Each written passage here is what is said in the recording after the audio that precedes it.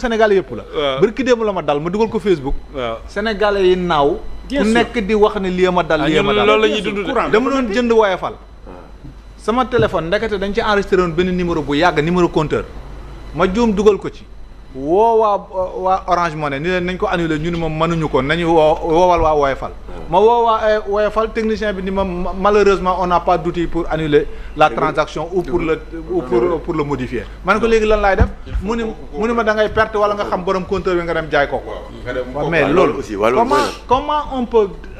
société bu toll ni Sénégal. en 2026 naka lay développer plateforme de paiement. prévoir ci modification prévoir mais loolu la ñuy njëkk a prévoir ci ak numéro yu bëri. application informatique. leer na Adja Bachir. voilà loolu nag ministre bi na ci wax. Bachir yow mën a demeewul noonu. non Mohamed xam nga man dafa am lu ma reetaan. waaw la moo la reetaan.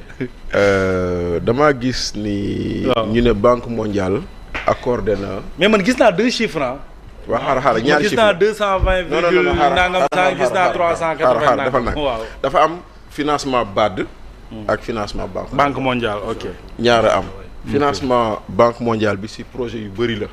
am na projet Casamance am na projet sur la petite Côte d'Ivoire. mais mu nekk à peu près 300 milliards.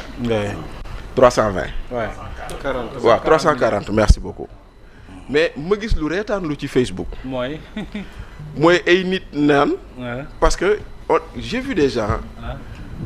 dont le sport favori aujourd'hui est d'entretenir une manipulation. waaw Sénégal kay. parce que on a essayé de faire un lien entre ce financement et l'affaire des borom ñaari tour ñii nga xam ne am na si ñoo xam ne dañoo am non-lieu ñu ne financement banque mondiale bi moo tax ñoom ñu bàyyi leen. non.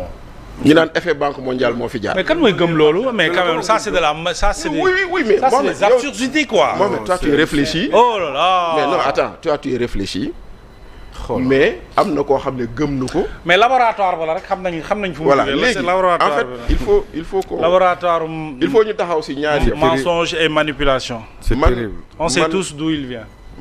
pour commencer coowal ñaari tour yi dañu toog fii defe naa Ndoumbelane ma toog ak émission Fatou Kama ma ne ko man j'ai un problème parce que ñii ñuy toppee acte contre nature on les a pas arrêtés en flagrant délit or koo jàppeewul flagrant délit mënoo ko toppee acte contre nature.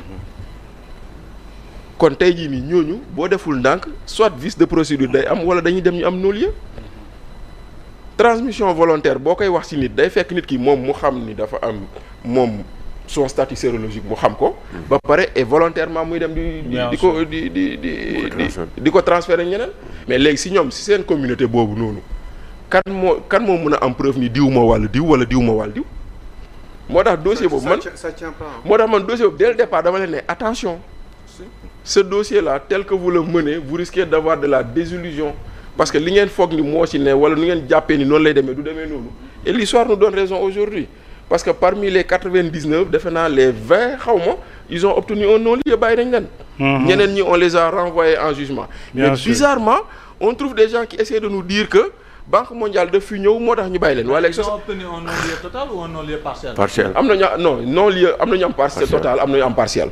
parce que am na ñu doon toppee association de malfaiteurs ñu am ci non-lieu am na ñu doon toppee acte contre nature ñu am ci non-lieu mais ñeneen ñi ñu leen. est-ce que jox nañ leen bracelet.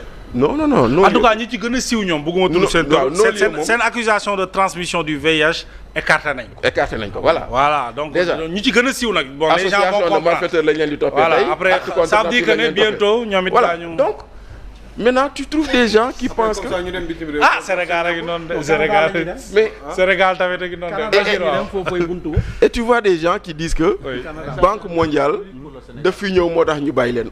manipulation rek. or Ibrahima Diop xam na lu may wax genre projet yu mel nii. on les signe pas du jour au lendemain. c'est un processus. c'est un processus des fois qui peut durer 1 an et même plus. 1 an et même plus man liggéey naa ADM agence de développement municipal yéen ñëpp dégg ngeen PACASEN. waaw. mais PACASEN ñun dañ ko négocier ñaari at. waaw balaa ñu ko signé. PACASEN entre le premier après la première idée de formulation ba Banque mondiale di yónnee expert ñu ñëw ñu def ay études dem sur le terrain reformuler waat toogaat dajawaat. jàppale na commune yu bëri de. PACASEN boobu non on l'a négocié 2 ans. waaw oui ça je vous le dis. jàppale na commune yu bëri c'est beaucoup non mais attends c'est-à-dire déjà ce financement là doit être approuvé par le conseil d'administration de la banque et le conseil d'administration de la banque se réunit 2 fois dans l'année 2 fois bu la octobre rawee avril ngay dagg. et les négociations préalables avant même loolu. ah justement. Ouais, il faut bu la octobre rawee avril ngay dagg. avril prochain kon loolu noonu moo tax nag maintenant nag. loolu il faut mu leer. waaw mais du luñ ñu may bor la. ah mais bien sûr. du luñ ñu may bor la. dégg naa ko ñuy bind naan gratuit mais non. non du luñ ñu may bor la. et ça prouve quoi encore. oui que état du jóg ci di leb. c'est tout. mais ci lay dëkk. voilà maintenant ñi doon naan bor bi lii lu yokk ci bor bi la. voilà mais maintenant à la seule différence que fii xam nañ fu mu jëm. ok. parce que lii nee nañ projet nangam la projet nangam la. oui oui. mais lu ci ëpp ci ñaari at yi jàll lu ñu doon leb pour fay bor la loolu rek moo leen wutale. maintenant c'est quelque chose de tout à fait normal. mais comme waa ji li mu wax la ñu doon jàm ba mu génnee sëñ Ndiaye la ñu doon jàm ba mu génnee lii am parce que effectivement à un moment donné tomba waral ay gaaf déedéet du tombe waral ay gaaf de à un moment donné duñ ko wax ci kaw nag mu jóg ci kaw. mais les bailleurs avaient posé comme condition. ne tant que mu ngi fi dara du fi dugg. ah waaye ça. si. waaw mais loolu ñu xam loolu ba pare le président Diomaye bàyyi ko fi ñaari at. moo tax président Diomaye ba mu xamee ni loolu fi sës. def na lu mu war a def. parce que tey jii nii. en plus il faut pas oublier une chose. oui. état ay relation la. kese ngeen la venue de Macky Sall au Sénégal. am na lu mu décanté. c'est lié au déclenchement rapide de ces exactement ça je vous le dis. parce que xoolal parce que tey jii nii Ibrahima loolu mooy da nga may jàppal fii ma jàppal la fee. voilà da nga may defal lii ma defal la lee.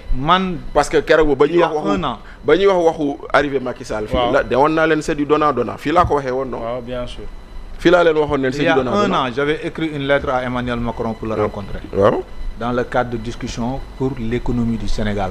Au nom de mon parti lettre baa ngi ak man. mu répondre ma que directeur de cabinet moo ma répondre ni ma président moment yi nga ko soxla moment vacances la calendrier chargé daf ma renvoyé ci ministre de l'intégration. et de l'Europe. voilà. ma dem rencontrer kooku bu ñuy discuter ci biir waxtaan bi.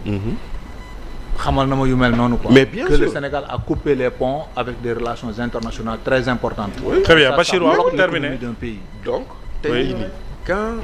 en France moom même le citoyen lambda su bindee président. da koy tontu soxla bu président chargé wu dañ lay tontu.